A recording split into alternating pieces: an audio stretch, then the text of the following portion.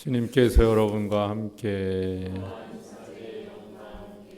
루카가 전한 거룩한 복음입니다. 그때 백성은 기대에 차 있었으므로 모두 마음속으로 요한이 메시아가 아닐까 하고 생각하였다. 그래서 요한은 모든 사람에게 말하였다. 나는 너희에게 물로 세례를 준다. 그러나 나보다 더 큰 능력을 지니신 분이 오신다. 나는 그분의 신발끈을 풀어드릴 자격조차 없다. 그분께서는 너희에게 성령과 불로 세례를 주실 것이다. 온 백성이 세례를 받은 뒤에 예수님께서도 세례를 받으시고 기도를 하시는데 하늘이 열리며 성령께서 비둘기 같은 형체로 그분 위에 내리시고 하늘에서 소리가 들려왔다. 너는 내가 사랑하는 아들, 내 마음에 드는 아들이다. 주님의 말씀입니다. 찬미 예수님, 오늘 주님 세례를 맞아서 예수님께서 요르단강에서 세례를 받으신 것을 기념합니다. 주의 공연 대축일과 함께 주님께서 공적으로 이 세상에 당신이 누구신지를 드러내는 사건이므로 굉장히 중요한 축일이라고 볼 수 있습니다. 예수님은 죄가 없으신데도 세례를 받으신 것처럼 우리가 이렇게 죄가 많음에도 불구하고 우리가 세례를 받아야 되느냐 하는 의문을 던지지 못하도록 예수님 몸소 당신이 친히 세례를 받으셨다는 것, 인간에 대한 사랑을 더 많이 깨달을 수가 있고, 또 우리를 어떻게 당신 구원의 삶으로 이끌어 들이시고자 손수 몸소 죄가 없으신데도 세례를 받으신 것인가, 여러 가지 묵상을 해볼 수 있습니다.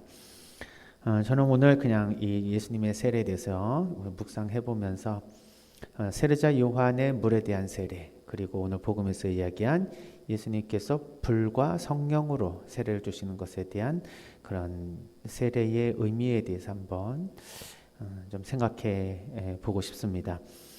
세례 그러면 이제 죄를 씻어낸다, 그리고 새롭게 태어난다, 구원을 받는 첫 시작이다. 그래서 입문성사라고도 이야기를 하는데, 세례자 요한의 물의 세례는 회개의 세례이고, 예수님께서 주시는 성령의 세례는 새로운 구원의 세례다, 이렇게 이야기를 합니다.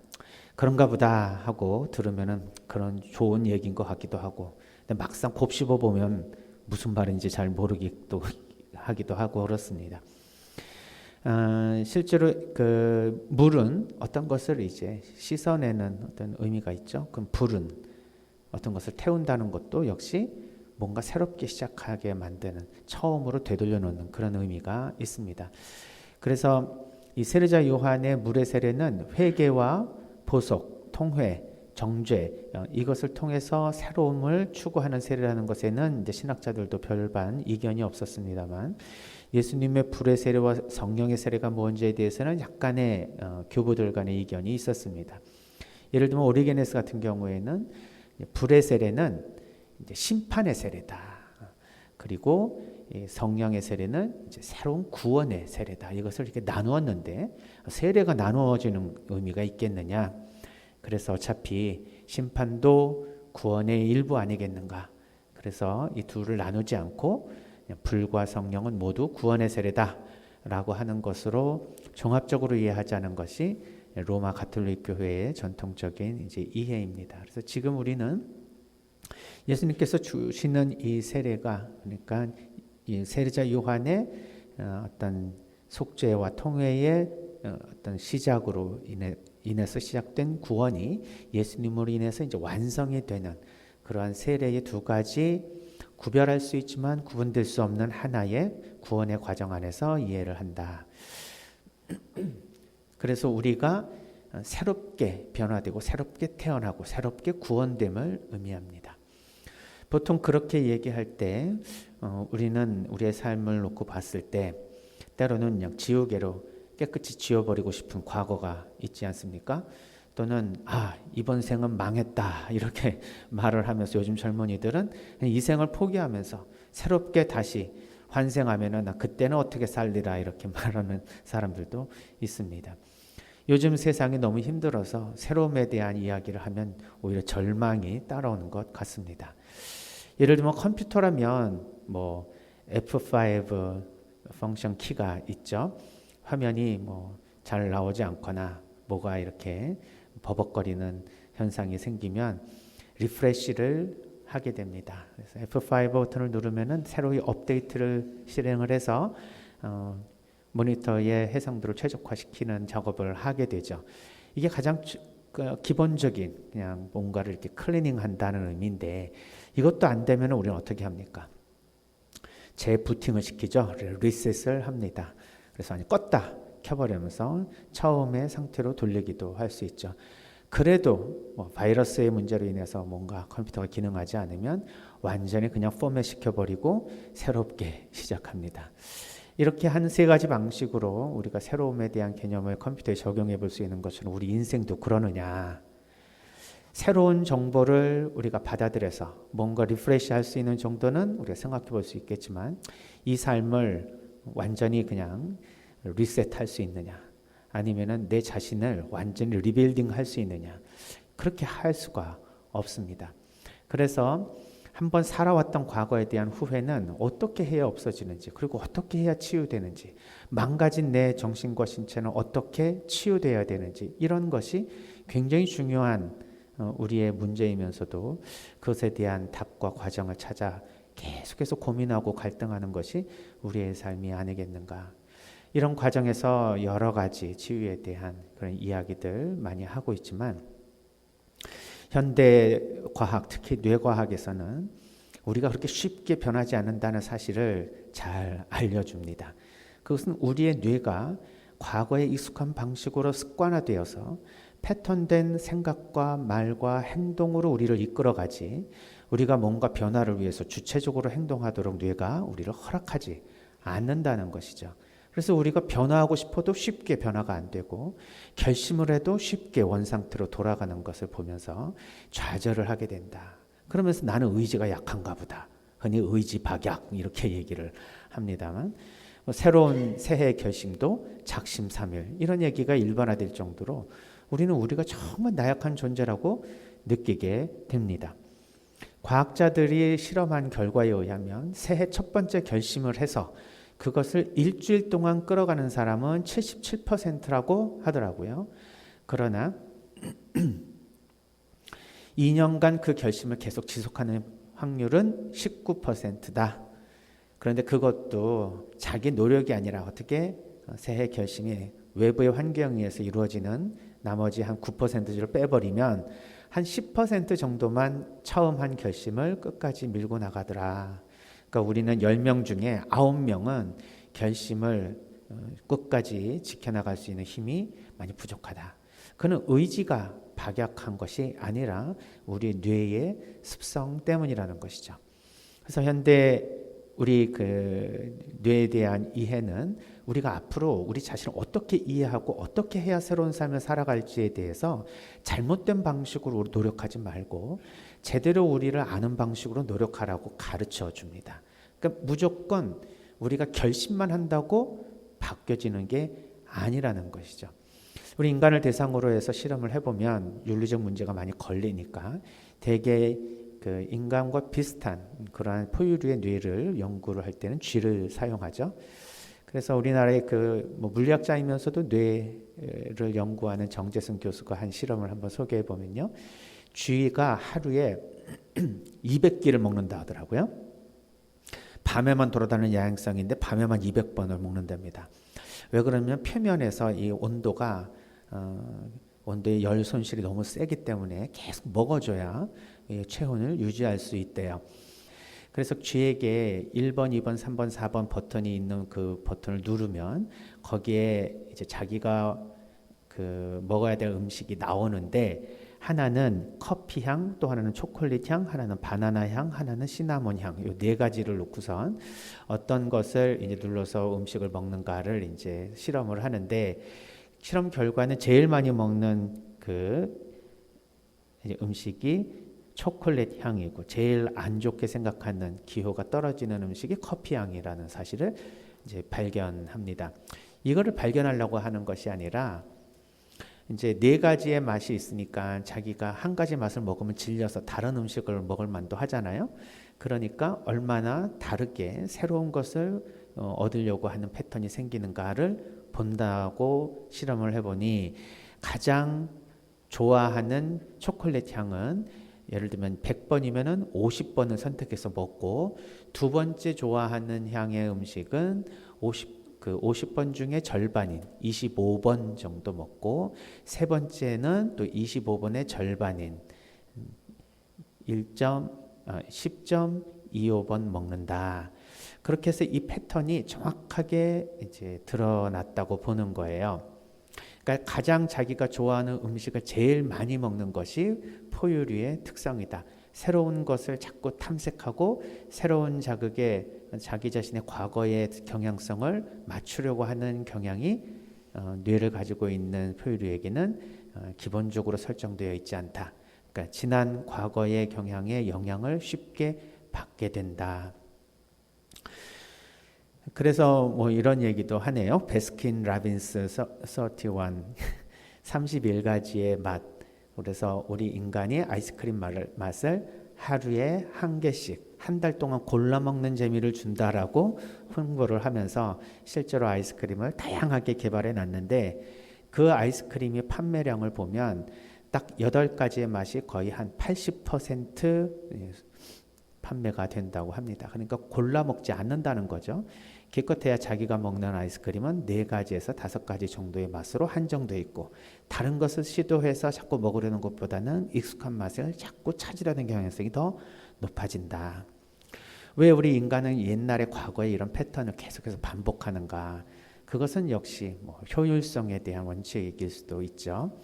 계속해서 새로운 정보를 연산을 해서 좋은 효율성을 내려면은 에너지가 많이 나가니까 에너지를 최소화하는 방식으로 생존 전략을 짜기 위해서는 과거의 문제 해결 방식을 그대로 패턴화해서 장착하는 것이 중요하다.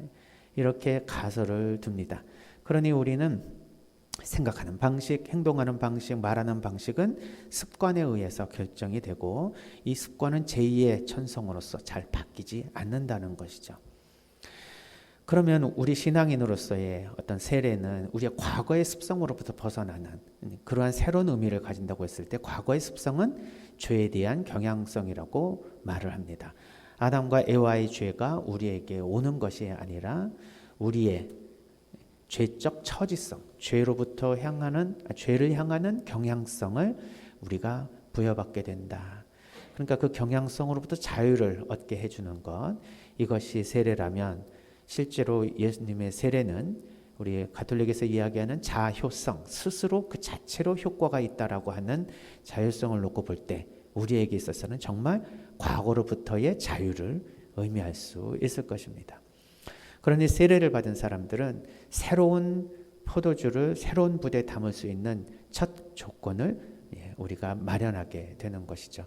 우리 삶은 다시 리셋할 수는 없지만 세례를 통해서 과거로부터 영향을 받았던 내 자신의 모습은 새로운 모습으로 변화할 수 있다는 것을 말해줍니다. 정말 과연 그렇습니까? 그리고 그것을 믿습니까?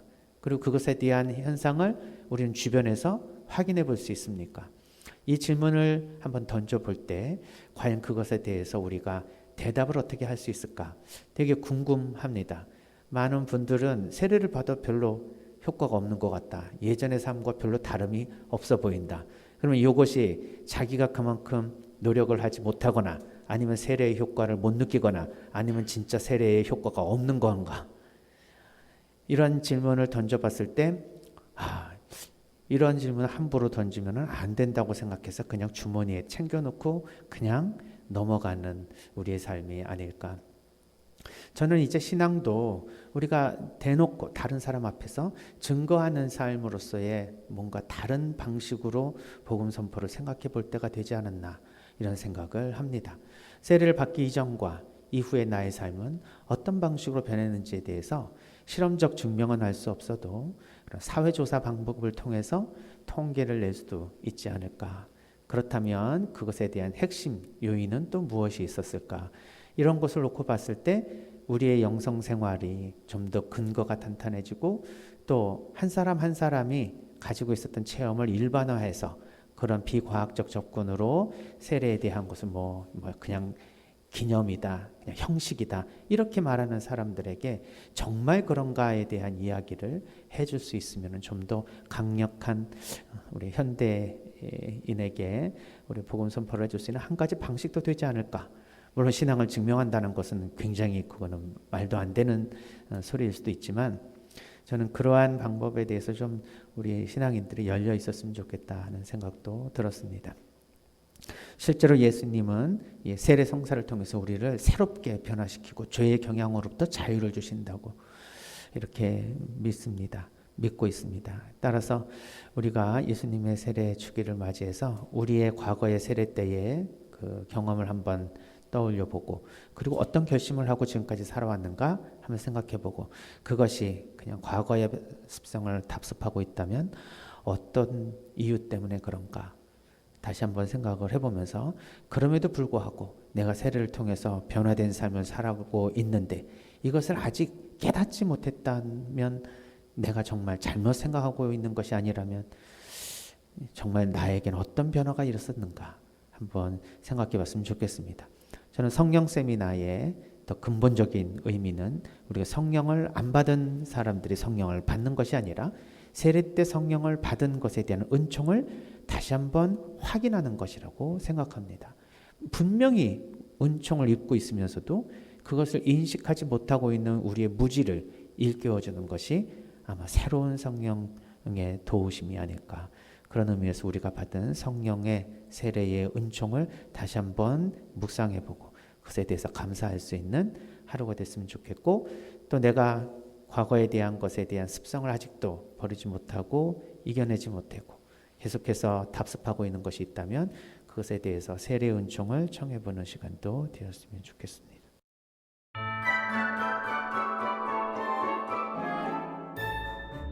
네, 이제 우리들이 콩을 삶아갖고 이렇게 청국장을 황토방에 띄웁니다. 황토방 이렇게 우리 황토방에서 이 집은 지난번에도 말씀드렸지만은 유기농으로 우렁공법으로 하는 6만지기를 우리가 집을 사갖고 와서 이 띄울 때 이 청국장 안에 이렇게 합니다. 사실은 청국장을 제대로 띄우는 거는 이렇게 구수한 냄새가 나야지 뭐 썩는 냄새가 나면은 썩은 거예요. 그게 부패취, 부패균이라고 그럽니다. 그래서 자 여기 한번 봐봐. 이 진이 이렇게 싹 일어나야지. 이쪽으로 와서 해봐. 진이 싹 일어나면은 청국장이 잘 뜬 겁니다. 이렇게 실같이 좀 밀어봐 한번. 지금 실같이 이렇게 나오는데, 자 잠깐만. 이렇게 진이 이렇게 실같이 지금 보이시죠? 실같이 이렇게 나와야만이 이 청국장이 아주 잘 뜬 겁니다. 정말 냄새가 아주 좋습니다. 이 진 하얀 게 다 진입니다. 이거 바실러스 균이라는 것입니다. 이렇게 우리들이 띄워서 진공 포장을 해서 택배로 보내드리면은 여러분들은 이걸 가지고 된 청국장 찌개를 끓여 드시기도 하고 제가 권하는 거는 나물하고 무생채하고 고춧가루, 참기름 조금 넣어서 비벼서 드시는 거예요. 진공 포장 과정을 보여드리도록 하겠습니다. 자, 이렇게 일렬로 세워서 5개씩 넣고 진공 포장으로 하면은 아주 공기도 안 들어가고 깨끗한 청국장 가루 찌개를 드실 수 있습니다. 네. 시간이 꽤 걸리네. 네. 30초. 바람을 다 빼고 그다음에 진공 포장으로 이렇게 제품이 나오는 겁니다. 이제 생태마을에 전화를 하시면은 17개? 18개인가? 17개를 해서 주문을 하시면은 저희들이 택배비를 받지 않고 이렇게 포장을 해서 집으로 보내드립니다. 옛날 어머니 생각 많이 나시는 분들 이 청국장 주문하셔서 집에서 저녁에 냄새는 밖으로 안 나가니까 집에서 끓여 드셔도 아파트에서 하시는 분들도 아마 괜찮으실 겁니다. 제가 직접 집어서 먹어보니까 제가 먹어보겠습니다.